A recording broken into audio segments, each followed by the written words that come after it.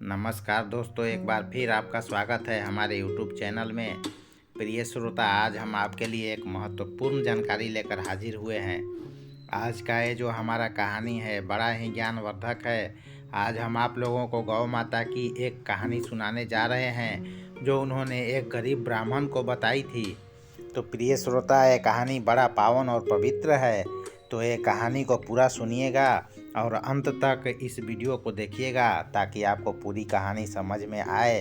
कहानी के अंत में जो गौ माता ऐसी 3 बात बताती हैं, इन 3 बातों पर जो मनुष्य अमल करता है वह अपने जीवन में कभी भी किसी भी संकट में नहीं फंसता है और उस व्यक्ति के घर से गरीबी का नामो निशान हमेशा हमेशा के लिए मिट जाता है और उस व्यक्ति के घर और परिवार पर गौ माता की असीम कृपा दिन रात बनी रहती है और उस आदमी के घर में सुख समृद्धि की बढ़ोतरी दिन पर दिन होती रहती है।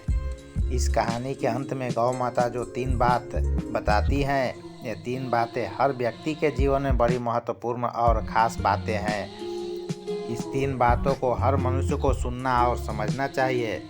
तो प्रिय श्रोता, हो सके तो गौ माता की बताई ये 3 बातों को अपने जीवन में सदा अमल करते रहें, इससे आप कभी मुसीबत में नहीं फंसिएगा। हम जो कहानी आपको बताने जा रहे हैं ये एक सत्य घटना पर आधारित है, तो वीडियो सुनने से पहले इस चैनल को सब्सक्राइब जरूर करें और अच्छे अच्छे कमेंट भी करें, जिससे कि आप लोगों पर भी गौ माता की कृपा बनी रहे। श्रोताओं, मेरे द्वारा दी गई यह जानकारी शास्त्र तथा ऋषि मुनियों द्वारा प्रमाणित वह सत्य घटना पर आधारित जानकारी है। तो चलिए इस वीडियो को शुरू करते हैं।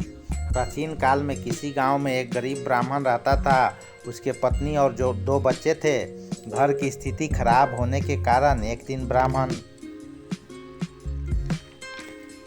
शहर कमाने जाने के लिए अपने घर वालों से, अपने बीवी बच्चों से बोला, लेकिन उसके घर में शहर जाने के लिए पैसे नहीं थे और न कुछ खाने पीने की वस्तु थी। तो ब्राह्मण की पत्नी उस ब्राह्मण को कुछ पैसे कहीं से उधार लाकर देती है और एक बैग में कुछ पहनने ओढ़ने के कपड़े व 2 वक्त का खाना रख देती है। अब वह ब्राह्मण कमाने के लिए घर से एक शहर पहुंच जाता है और वहां पहुंचकर वह काम की तलाश करने लगता है। काम की तलाश करते करते 2 दिन बीत जाता है। अब उसके पास घर से मिला पैसा व खाना समाप्त हो जाता है। अब वह व्यक्ति काम न मिलने की वजह से भूखा व परेशान रहने लगा। एक दिन वह ब्राह्मण थका और भूखा होने के कारण एक पीपल के पेड़ के नीचे बैठ जाता है। उसको पूरा दिन निराशा से बैठे बैठे रात हो जाती है। उस पीपल के पेड़ के नीचे रात्रि में विश्राम के लिए कुछ गौ माताएं भी आ गई। वहाँ पर कुछ गौ माताएं रोज रात को विश्राम के लिए आया करती थी। तो वह ब्राह्मण भी उसी पीपल के वृक्ष के नीचे उस रात को सो गया। वह ब्राह्मण भूखे व थके होने के कारण गहरी नींद में सो गया। सुबह उठा तो देखा कि पास में एक चबूतरा है और वहाँ एक आदमी कुछ गुड़ लेकर आया और गौ माता को खाने के लिए दिया, पर गौ माता उस गुड़ को खाई नहीं और वहाँ से चली गई और गौ माता को गुड़ देने वाला आदमी भी वहाँ से चला गया। अब वह ब्राह्मण कई दिनों से भूखा होने के कारण उस गुड़ को खाकर अपनी भूख मिटाई और काम की तलाश में फिर शहर निकल जाता है। दिन भर घूमने के बाद भी उस दिन उसे काम नहीं मिलता है और शाम हो जाता है। तो शाम के वक्त होते ही वह उसी पीपल के पेड़ के नीचे आ जाता है जहाँ गौ माताएं रहती थी और सुबह में रात्रि विश्राम के बाद जब वह उठता है तो देखता है कि वह आदमी गौ माता के लिए फिर गुड़ लेकर आया हुआ है। वह आदमी चबूतरे पर गुड़ रखकर गौ माताएं को आवाज़ लगाती है तो सभी गौ माताएं वहां पहुंच जाती है, पर एक भी गौ माता गुड़ को खाती नहीं है और गुड़ को छोड़कर वहां से चली जाती है।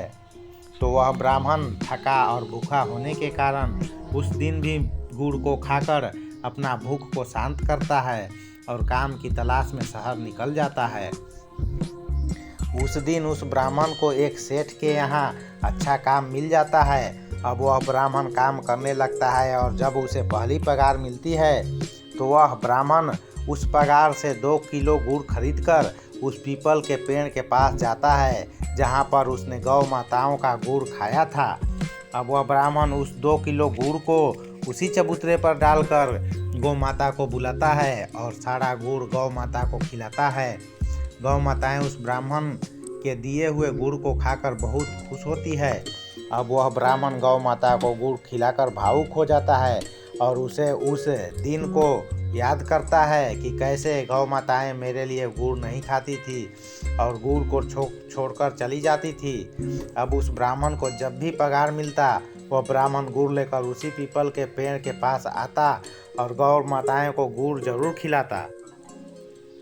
तो प्रिय श्रोता, इसी तरह कुछ साल बीत जाता है और वह ब्राह्मण अब उस शहर का बहुत धनी आदमी बन जाता है।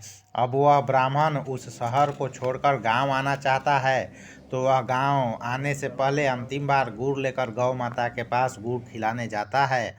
वह ब्राह्मण गुड़ को चबूतरे पर रख देता है और गौ माताएं गुड़ खाकर बहुत खुश होती है और उस ब्राह्मण से ऐसी 3 बात बताती है जो कभी भूलना नहीं चाहिए और हमेशा ध्यान में रखना चाहिए।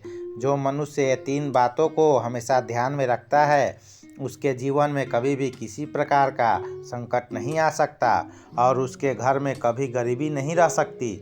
तब गौ माता उस ब्राह्मण को 3 बातें बताती है जो कभी भूलना नहीं चाहिए। पहला, मुसीबत में साथ देने वाला। जो व्यक्ति आपको मुसीबत में साथ देता है उसे कभी नहीं भूलना चाहिए। उसका एहसान जीवन भर नहीं भूलना चाहिए और पूरे जीवन उसका उपकार करना चाहिए। जो आदमी आपके मुसीबत के समय में आपका साथ देता है, दोस्तों आप लोग जानते हैं ना, जब आदमी पर मुसीबत आता है तो अपने भी पराये बन जाते हैं, लेकिन ऐसी स्थिति में कोई आपका साथी बनता है, आपका साथ देता है, तो उस व्यक्ति को हमेशा याद रखना चाहिए, उसे कभी भी भूलना या छोड़ना नहीं चाहिए। गौ माता दूसरी महत्वपूर्ण बात बताती है कि जो आदमी आपका मुसीबत में साथ छोड़ दे, जो व्यक्ति आपका मुसीबत में साथ छोड़कर चला जाए, ऐसे व्यक्ति को भी कभी नहीं भूलना चाहिए। ऐसे व्यक्ति को भी मरते दम तक याद रखना चाहिए जो आपको मुसीबत में अकेला छोड़कर चला जाए। अब गौ माता उस ब्राह्मण को तीसरा और आखिरी व्यक्ति के बारे में बताती है कि तीसरा व्यक्ति वो होता है जो आपको मुसीबत में डाल दे, जो आपको मुसीबत में डाले। ऐसे व्यक्ति को भी मरते दम तक याद रखना चाहिए जो आपको मुसीबत में डाले, ताकि आप समय समय पर याद करता रहें कि इन व्यक्तियों से हमें दूर रहना चाहिए। यदि उन व्यक्तियों को आप भूल जाएंगे तो दोस्तों आपको दोबारा मुसीबत में पड़ सकता है और आपको दोबारा घाटा हो सकता है। तो इसलिए इन 3 लोगों को जीवन में हमेशा याद रखना चाहिए जो गौ माता ने इस ब्राह्मण को बताए। हमको उम्मीद है कि ये कहानी आपको ज़रूर अच्छा लगा होगा। नमस्कार।